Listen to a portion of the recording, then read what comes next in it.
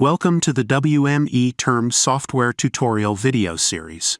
In this tutorial video series, I will guide you through how to use the WME Term software, which was specifically designed for configuring the modems of the WME product family.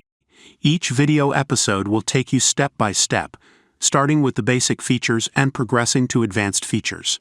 Let's get started. First, I'll show you how to change the configuration software's display language. When you launch the program for the first time, it will start in English by default. If you prefer to use the WME term in English language, then you don't need to change the language settings. However, if you want to use the software in another language, follow these steps.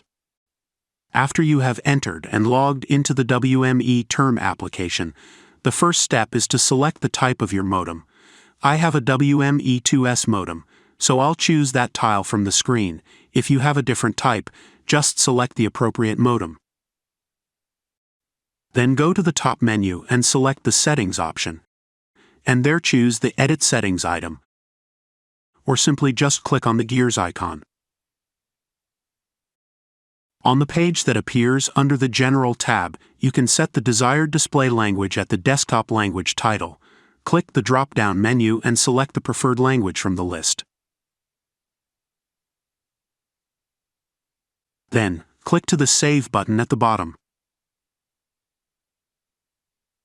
The software will return to the main screen in the selected language. That's it, you've successfully changed the language setting. I hope you found this video helpful. If you'd like to expand your knowledge about using the WME term software, just check out further video tutorials.